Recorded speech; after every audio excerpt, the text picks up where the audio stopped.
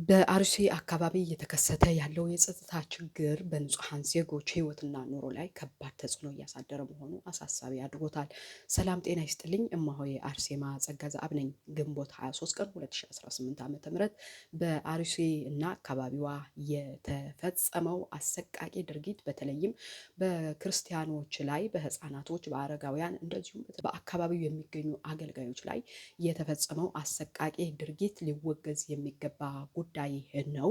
ምንም እንኳን የሰዎች ሞት፣ መፈናቀል፣ የንብረት ውድመትና የመኖር መብት መነፈግ ከ2011 ዓ.ም ጀምሮ ሲከሰት የቆየ ቢሆንም ችግሩ አሁንም በአርሲና አካባቢዋ ቀጥሎ በብዙ ቤተሰቦች ላይ ከባድ ሰብአዊ ቀውስ እየፈጠረ ይገኛል።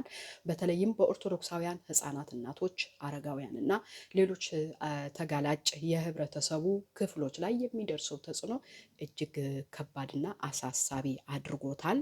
ብዙዎቹም በፍርሃትና በሞራል እጦት ውስጥ ለመኖር ተገዷል። ሌሎች ደግሞ ከቀያቸው ተፈናቅለው የዕለት ተዕለት ኑሯቸው ለመቀጠል ወደ ተለያዩ ሀገራት በባህር በእግር በተለያየ መንገድ ራሳቸውን እያጡ ይገኛሉ።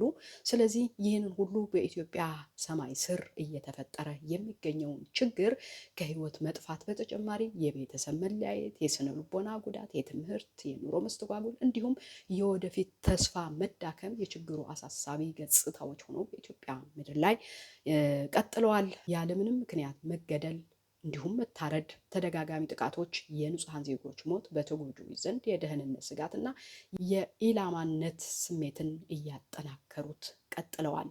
የሰው ህይወት ከምንም በላይ ክቡር ነው።